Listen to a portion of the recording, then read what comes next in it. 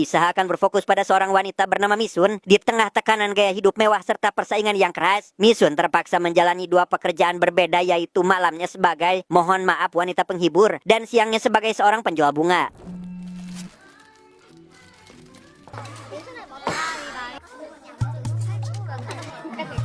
Di bar tempat Misun bekerja, semua talent LC wajib memakai gelang biru atau merah yang merupakan pembeda antara bisa diajak hohe dengan yang tidak. Misun sendiri memakai gelang biru, yang itu berarti ia tidak menerima layanan yang lebih dari sekedar menemani saja. 살짝 해. 대기하겠다. Misun yang belakangan ini mulai merasa lelah dengan kehidupan tersebut pun berniat untuk pensiun saja karena sekarang ia telah memiliki sebuah toko bunga dengan harapan bisa sukses, banyak uang, menjadi orang kaya dengan cepat, bisa umroh, naik haji, membayar zakat, dan yang paling penting bisa bekerja di siang hari seperti orang-orang konvensional pada umumnya. Kabar pensiunnya Misun di dunia hiburan tentu saja membuat semua teman-temannya merasa iri, ditambah saat mengetahui jika Misun memiliki bisnis baru dan apartemen mewah yang dibelinya dari pemilik bar tersebut karena rupanya bapak pemilik bar memutuskan pensiun dari pekerjaannya tersebut.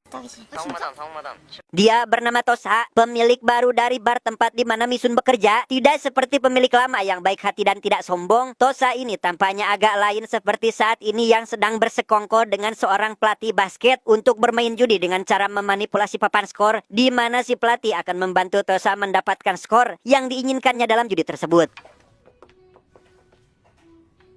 Di tempat lain kita akan berkenalan dengan seorang wanita bernama Dokyun atau sahabat Misun yang bekerja sebagai driver ojol. Selain bekerja tanpa henti untuk menghamburkan uangnya yang sudah kebanyakan, Dokyun selalu bermain taruhan online dengan menebak jumlah skor pertandingan yang kebetulan sebelum menebak hasil pertandingan ada seorang penumpang atau katakanlah orang dalam pada judi tersebut sedang mabuk dan tak sengaja membocorkan skor pertandingan untuk taruhan esok hari. 이번에 진짜 완전 Tak lama, semua pekerja di bar dihebohkan dengan berita tentang kematian sepemilik lama, di mana penyebab kematiannya diduga bundir. Mengetahui hal tersebut, Misun sangat kecewa karena sebenarnya ia belum pernah melihat apartemen yang dibeli dari sepemilik lama, dan meskipun uangnya sudah masuk, besar kemungkinan Misun tidak akan mendapatkan apartemennya. 이거 싹 다 기획이야 기획. 우리 같은 아가씨들 상대로 싹 Karena tak rugi dan tak memiliki uang sepeser pun, Misun dan Dokyun pun mendatangi acara pemakaman si pemilik lama bukan untuk berbelasungkawa, melainkan mengambil uang amal untuk bekal bertahan hidup, meski jumlah sangat jauh dari nominal kerugian mereka.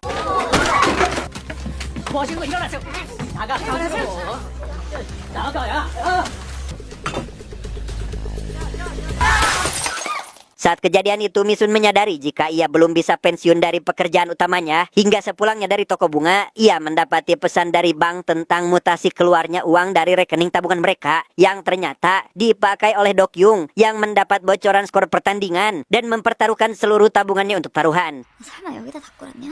앉아보라고. 왜? Mendengar penjelasan Dokyung, Misun mulai bersikap tenang apalagi setelah melihat hasil pertandingannya sesuai dengan apa yang mereka harapkan, sehingga Dokyung pun langsung mengecek saldo dan berniat akan menarik semua uang hasil jerih payah bermain judi, tetapi 뭐야? 장난 좀 치지 마 좀. melihat situs judi tersebut telah diblokir, Dokyung dan Misun sangat sedih karena semua uang mereka telah habis. Yang karena Dokyung sudah miskin dan melarat pun, ia langsung menghubungi salah satu temannya untuk meminta pekerjaan. 그때 말했던 일 지금도 할 수 있어? 오늘 밤 9시 제비집에서 미팅. Tak hanya Dokyung, Misun juga terpaksa harus kembali bekerja sebagai LC. Malam ini Misun diantar salah satu temannya bermain sokgu ke ruangan tamu seorang CEO yang sedang mencari talent untuk membuat video haram. Sehingga Sokgu meminta Misun realistis dengan mengganti gelangnya dari biru menjadi merah agar bisa mengikuti bisnis dan memiliki banyak uang. 빨간 팔찌 차고 2차 뛰고 여기로 꼴찌 존나 나간다. Di ruangan lain terlihat seorang tamu wanita yang ternyata istri Tosa, kita sebut saja Yuli, memberitahu selingkuhannya jika ia tak bisa ketemuan di bar lagi karena khawatir Tosa tiba-tiba datang. Yuli meminta si selingkuhan mengatur semua pertemuan mereka. Selain itu, ia memberitahu jika Tosa sedang mencari lahan kosong untuk menyembunyikan uang haram mereka. 넌 내가 시키는 대로만 하면 돼. Mendengar cerita itu, si selingkuhan justru lebih tertarik untuk merampok uang yang Tosa sembunyikan. Ia pun akhirnya memberitahu Sokgu dan teman-temannya untuk merampok dengan sistem bagi hasil, tanpa sadar jika semua pembicaraan tersebut tak sengaja terdengar oleh Dokyung yang saat itu kebetulan datang ke bar untuk menemui Sokgu yang menjanjikan sebuah pekerjaan. 형이 작업 들어가면 형이 60% 먹어. 연락할게요. Pekerjaan yang dijanjikan Sokgu adalah sebagai kurir barang haram yang meski ia tahu hal tersebut melanggar hukum, Dokyung tetap menerima tawaran tersebut karena sangat membutuhkan uang. 후배야. 조심히 가. Selesai dengan pekerjaan tersebut, Dokyung kembali narik penumpang yang kebetulan adalah Yuli dalam kondisi mabuk berat bersama dengan selingkuhannya. Sepanjang perjalanan, si selingkuhan terus saja mendesak Yuli agar memberitahu lokasi persembunyian uang tersebut. Namun saat Yuli akan mengatakannya, ia malah meminta Dokyung menghentikan mobilnya karena ada urusan mendadak terlebih dahulu.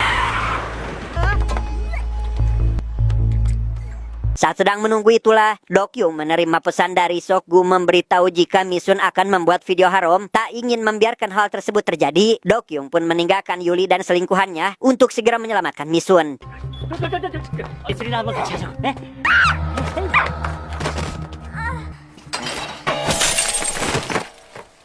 Berhasil menyelamatkan Misun dan menceritakan terkait uang itu, mereka pun sepakat untuk mencurinya sebelum keduluan oleh Sokgu CS. Misun berencana mendekati Tosa untuk mengetahui latar belakangnya sekaligus lokasi persembunyian uang tersebut.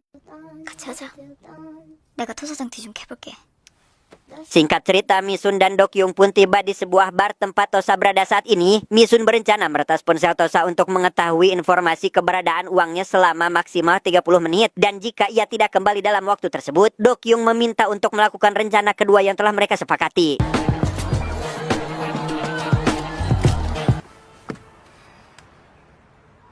Di dalam bar, Misun mengganti pakaiannya terlebih dahulu serta memakai topeng seperti para hostess yang bekerja di tempat itu. Berhasil menemukan Tosa dan mendekatinya. Misun yang ikut bergabung dengan teman Tosa justru mendengar fakta jika sebenarnya Tosa lah yang telah menghabisi bos mereka. Saat teman Tosa beranjak dari meja, Tosa meminta Misun untuk membuka topengnya. Namun karena takut identitasnya dikenali, Misun pun mencoba mengalihkan situasi dengan mengajak Tosa bermain adu minum, yang jika dirinya kalah, maka Tosa boleh membuka topengnya.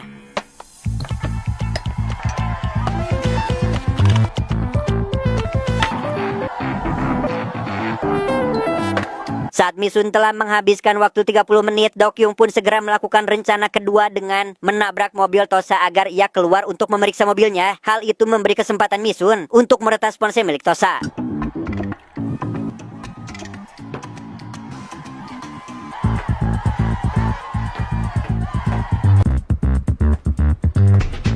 Berhasil mendapat beberapa lokasi pembelian lahan kosongnya, Misun dan Dokyung memutuskan mendatangi lokasi paling sering dikunjungi oleh Tosa. Hingga setibanya di sana, mereka mendapati lahan kosong luas tersebut dari atas perbukitan.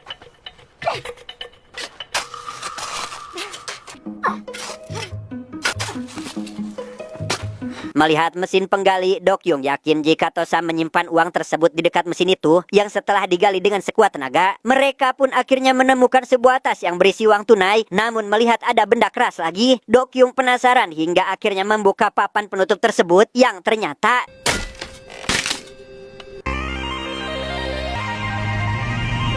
alhasil Misun dan Dokyung pun membawa uang serta semua emas batangan tersebut. Namun di tengah perjalanan, mereka tak sengaja berpapasan dengan mobil Sokgu yang juga akan mengambil uang tersebut. Curiga jika Misun dan Dokyung sudah mengambil semua itu, Sokgu langsung memutar balik mobil untuk mengejar mereka. 야, 어떡하지? 됐어. 내가 알아서 할게. Berhasil menghentikan mobil, Misun lekas membawa tas berisi uang itu saat Sokgu mulai lengah. Melihat Misun berhasil ditangkap, Dokyung langsung membantu namun Sokgu berhasil mengambil uangnya dan membuat mereka berdua tak berdaya.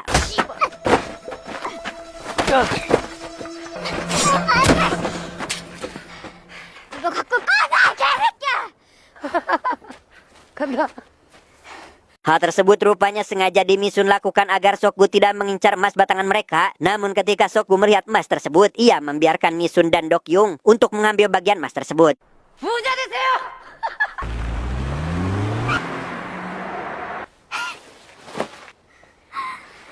Selesai dengan Sokgu, Misun dan Dokyung berniat kabur ke Jepang. Sehingga agar mereka mendapat banyak waktu sebelum dicurigai, Misun mengirim pesan anonim kepada Tosa berisi petunjuk jika Yuli atau istrinya lah yang membocorkan lokasi harta milik Tosa kepada selingkuhan Yuli.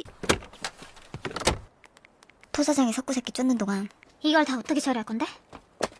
Selanjutnya Misun dan Dokyung hendak akan mendatangi ibu angkat yang selama ini membesarkan mereka berdua. Mengingat si ibu pernah berskandal dengan kedutaan Jepang, Misun meminta bukti dari hal itu sebagai ancaman agar mereka lolos pemeriksaan emas saat hendak pergi ke Jepang. Namun si ibu yang terlihat kurang stabil pun meminta bayaran 1 miliar kepada mereka. 엄마 5억 줄게. 말한 것보다 3배 줘. 그래 3배 줄게. Sepakat dengan bayarannya, si ibu memberikan sebuah video yang berisi dirinya dengan Pak Dubes Jepang. Kemudian ia memberikan kartu nama seorang untuk membuat sebuah paspor palsu yang bisa lolos pemeriksaan di bandara, di mana Misun meminta Dokyung membuatkan 3 paspor untuk mereka dan ibunya, sementara ia sendiri akan melakukan pertemuan dengan Pak Dubes. 이두경, 엄마 여권까지 만들어. 나 간다.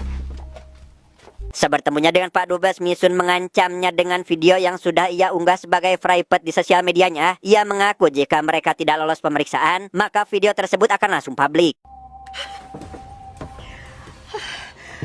Atas informasi dari Misun, Tosa yang lebih cinta harta sekaligus merasa dikhianati oleh Yuli pun langsung menghabisi istrinya saat itu juga. Selesai dengan Yuli, ia meminta bodyguardnya bernama Bull untuk mencari selingkuhan Yuli di bar milik Tosa. 갖다 버리세요. Mendengar nama Sokgu dari selingkuhan si Yuli, kini Bull pun mencari keberadaannya yang ternyata Sokgu sedang mengamankan uang tersebut, di mana Sokgu yang mendapat panggilan dari si selingkuhan akhirnya sadar jika panggilan itu ternyata dari Bull.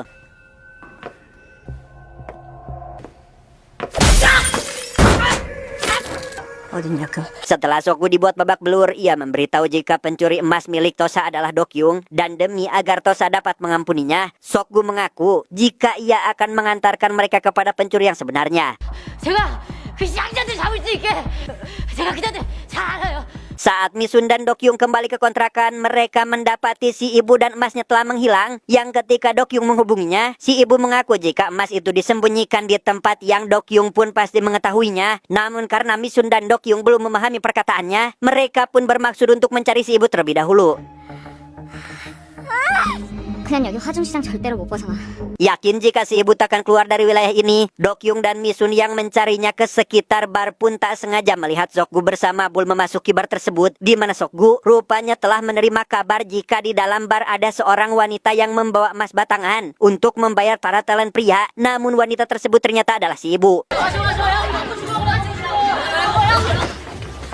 Mendapat si ibu sedang huru-hara, Bull semakin yakin jika ialah yang telah mencuri semua emas milik Tosa. Namun belum sempat melakukan aksi apapun, mereka dikejutkan dengan kedatangan Dokyung dan...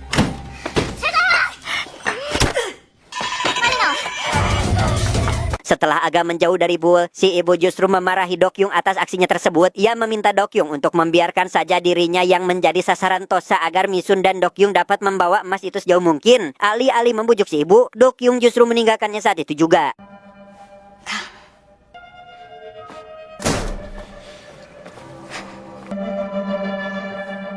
Melihat Dokyung datang sendiri, Misun yang khawatir dengan si ibu pun merasa jika Dokyung tak mengerti dengan apa yang si ibu lakukan untuk menyelamatkan mereka. Keduanya tanpa berselisih paham dengan Dokyung, memilih mengambil emasnya daripada menyelamatkan si ibu.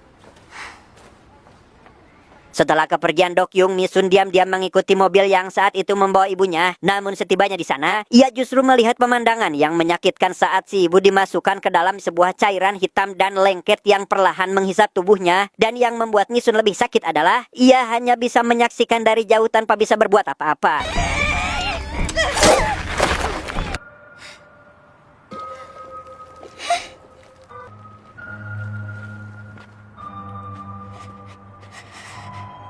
Saat kembali ke rumah, Misun mendapati Dokyung berhasil membawa semua emasnya. Alih-alih merasa senang, Misun yang melihat pengorbanan sang ibu tadi justru marah dan meminta Dokyung pergi saja dengan semua emas tersebut. 엄마 죽었다고. 금방 꺼지라고 제발 좀.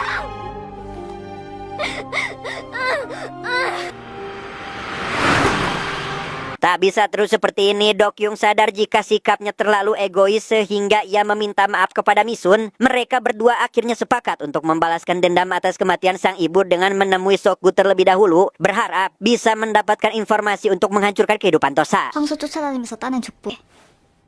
Setelah diiming-imingi masuk, gua akhirnya memberitahu jika Tosa sedang akan bekerja sama dengan si pelatih basket yang muncul di awal film. Tosa telah menyepakati sebuah skandal pengaturan skor demi memulihkan kondisi keuangannya, sehingga jika taruhan kali ini gagal, maka Tosa tak akan memiliki apa-apa. Dokyung dan Misun kini menemui rekan sesama hostess untuk memberitahu jika selama ini mereka telah ditipu oleh Tosa yang ternyata menghabisi bos lama yaitu Choi demi memiliki bar ini. Selain itu, Misun juga meminta bantuan teman-temannya untuk membocorkan skandal pengaturan skor tersebut kepada para tamu di bar itu. 마음껏 끼부리라고. 힘있고 욕심 많은 손님들한테 정보 흘려서 벌면 무조건 딴다고. Selanjutnya Misun mendatangi atlet basket yang selalu mengatur skor sesuai dengan permintaan si pelatih. Di sana Misun menyadarkan si atlet yang jika terus-terusan mengalah seperti ini, maka ia akan kehilangan masa depannya.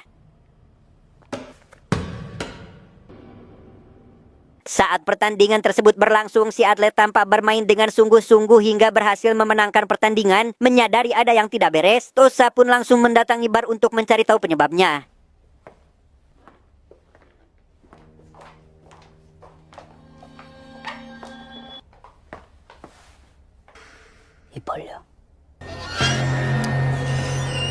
Alhasil Misun dan Dokyung mendapat kabar jika semua teman-temannya kini dalam bahaya. Tosa yang juga sudah mengetahui jika mereka lah yang mencuri emasnya, diminta agar mereka mengembalikan emas tersebut jika tak ingin teman-temannya dihabisi.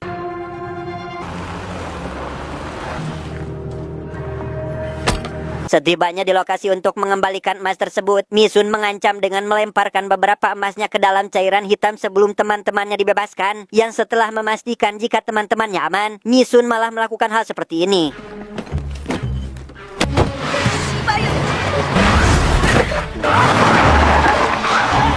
Alih-alih menghabisi Tosa, mobil yang membawa Misun dan Dokyung justru ditabrak hingga membuat Misun terluka. Tosa pun langsung menghajar Dokyung, namun tak berlangsung lama karena Tosa terkejut saat melihat Misun membuang semua emas itu sampai akhirnya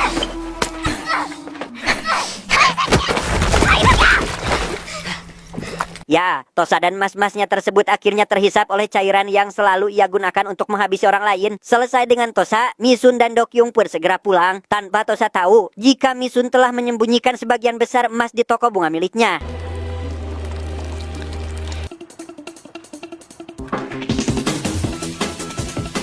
Tamat, endingnya sangat membagong.